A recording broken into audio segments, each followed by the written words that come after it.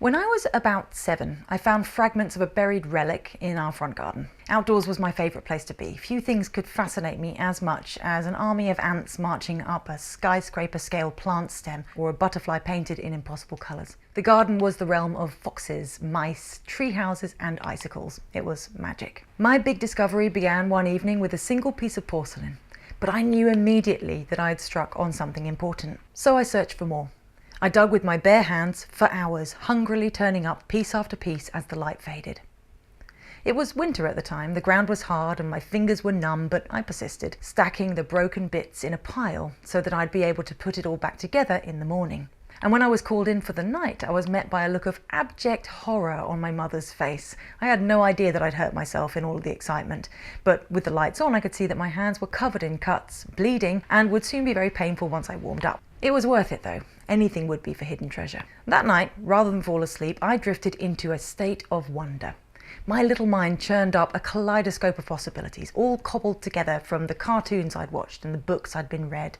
Maybe I'd found a priceless antique that would make my family rich, or even better, maybe it was something magical, something a genie might emerge from, or that could enable me to cast spells. Daylight simply couldn't come quickly enough. And as soon as I woke up, I threw my wellies on and ran to the bottom of the garden to continue with my mission. Then there it was, in all of its dewy morning glory. The broken pieces of an old 70s-style kitchen sink. Now, this might sound like an anticlimax to you, but it didn't feel like one to me because this was still my discovery. And being too young to place any value on money or worth, I was just as excited about the sink as I would have been about anything else. Where did it come from? Who put it in the ground and why? My parents, understandably, were less enthused by the hole in their garden, but even they couldn't quash my enthusiasm. I had found a hidden thing. I had unearthed a story. When I first remembered and re-engaged with this memory as an adult, I was working full-time as a therapist, and I realised that that same feeling of discovery was alive in my work too. That I was still piecing together mysterious bits of hidden treasure, and that every session had the potential to fill me with that same first piece sense of wonder. In fact, it struck me as I wrote an article about this that I was still digging up kitchen sink dramas. The stories that whisked me away each day in the office were, by their very nature, very much of the everyday. And yet, no matter how often I witnessed a person, eyes closed and emotional, relaying their unforgotten childhood stories, I still found myself utterly taken in by their narratives. The terror of the first day of school, the shock of being struck by a parent, the panic of getting lost in a supermarket, the pain, hurt and ongoing shame of being neglected or bullied, humiliated or belittled.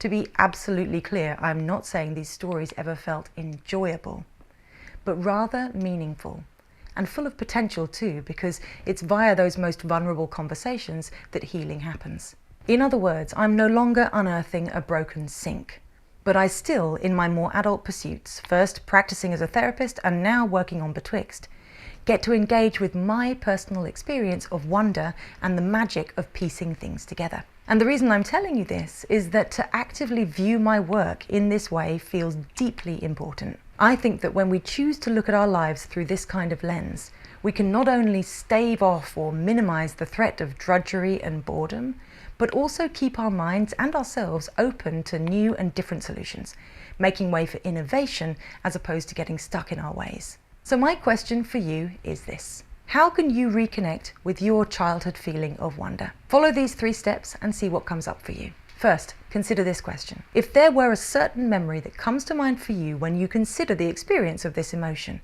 what would it be? Or if you find it hard to connect with the feeling of wonder, see what comes to mind when you consider linked emotions like awe, curiosity, amazement, or just the good old-fashioned buzz of interest. Hit pause if you need a moment to think of this memory. Then, when you can remember an experience of this kind, take a moment to analyze it. Pull it apart so you can work out what it was exactly that fired you up and drew you in at that time. You can do this in your head, by talking it through with somebody, or by journaling. Or you might just know the answer immediately. Finally, look at your adult life and wonder about the parallels.